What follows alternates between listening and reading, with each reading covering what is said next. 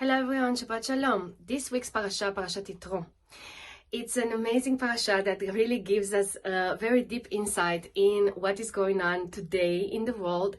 And I want to talk a little bit about Yitro and how he got the merit to be, that one of the parashot are called on his name.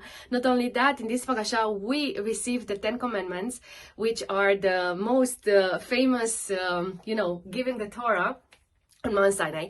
There is really a big question about when Yitro came. If he came before the Torah was given, if after the Torah was given, after he heard about what Hashem did in Egypt, and also after he heard about the 10 Commandments and the splitting of the sea and the war with the Amalek. And there are different opinions in the Mefarshim. The Rambam and even Ezra, they say that he came after, that he came before the Torah was given and he was there when the Torah was given. But there are also other opinions that he actually came after. Of course, we know that there were a few people who influenced what happened in Egypt, the enslavement of Jews in Egypt. One of those people was Bilam Rasha, who later was killed, and then Yov, and later he also had a lot of tribulations, and Yitro. Yitro was one of the advisors of Paro, and he fled just before everything started. And not only that, because he fled, I think he had a sort of like a merit to help Moshe. When Moshe also fled from Egypt, he helped the daughters of Yitro, and later on he married one of the daughters of Yitro, Tzipporah, and Yitro did a lot of good to Moshe. Yeah, he held him in his home and fed him, and he gave him a wife and everything like this. And later on Yitro had a merit to come back to Am Israel and become part of this holy nation. But Yitro has something very beautiful. You see that along the Torah, you see a lot of people that are coming to Am Israel and they sit there, and yes, they become a symbol. You can learn from them, you can learn from their story, but they just stay there. Yitro did something else. He accepted the Torah upon himself. He is the first convert that Torah talks about, yes. And later on, he just decides to go back. He came, he gave what he had to give, yes, which was an advice to Moshe to build the court system that we have even today, yes. And then he left. Why he left? It was better to just stay there with Am Israel. He left because he felt the need to give back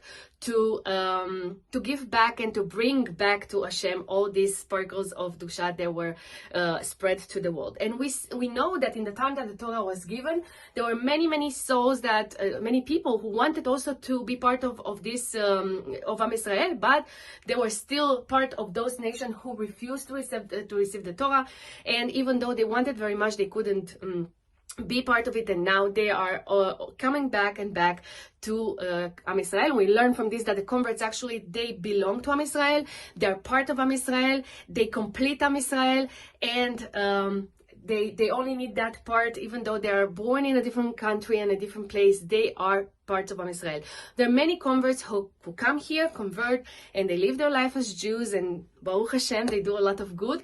But there are also those converts who give who go and feel that they have to, be like a light into the world. And also for Jewish people, not only for non-Jewish people. Of course, non-Jewish people, the Jewish people are the light for the non-Jewish people, and the converts are the lights for the Jewish people, to remember and to remind them that Hashem is there and how amazing it is. And if me or someone like me can leave everything behind and come to this amazing and holy nation, everybody they also can do, especially that they receive this as a present. So Yitro, according to Rav Gedalia Shor, yes, could be considered the forerunner of the present Baal Tshuva movement that we are currently undergoing in the midst of our long galut.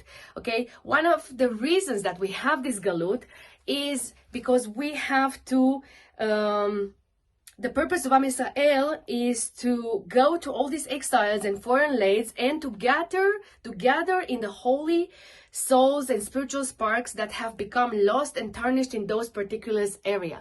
This is it. And this parasha is very amazing because it's very connected also with Tu B'Shvat, which is also the same thing on Tu B'Shvat, what we do, one of the things that we do, yes, everything has Kedusha, especially the fruits of Eretz Israel, and we eat them, and we take out, while we say the blessing before we eat, we actually have the Mary to correct those sparkles, yes, of souls and spiritual sparks that are in those fruits.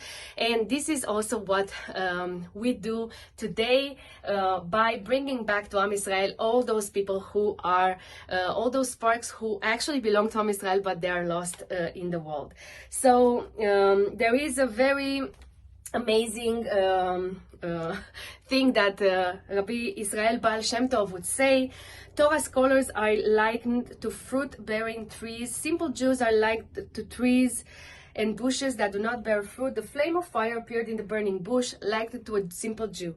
This teaches us that true, the simple Jew may not understand the meaning behind performing the commandments or the words he may say in prayer. He still has the fire of holiness burning in his heart. That bush is not consumed. This is the fire within each Jew, which cannot be extinguished. We have to understand that there is a very big difference between Yitro, who heard about what happened and decided to come to Am Israel, to be a part, not only to give a part of himself, but also to spread this light through the world.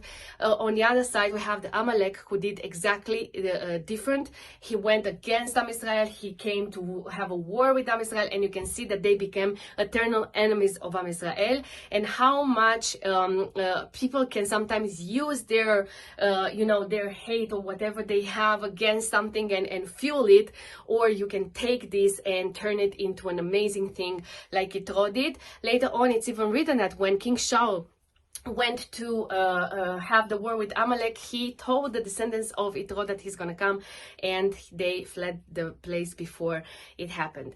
I really wish we could all learn from Yitro. Yeah, we could learn. This is an amazing parasha. Take a little bit of time and go deeper into it. Read Rashi, read the Mefarshim. It's amazing. We have a lot to learn. I wish I could say more, but unfortunately I don't have enough time here to elaborate more about this. But I really recommend you learn about this, because this is an amazing parasha and we have a lot to learn from.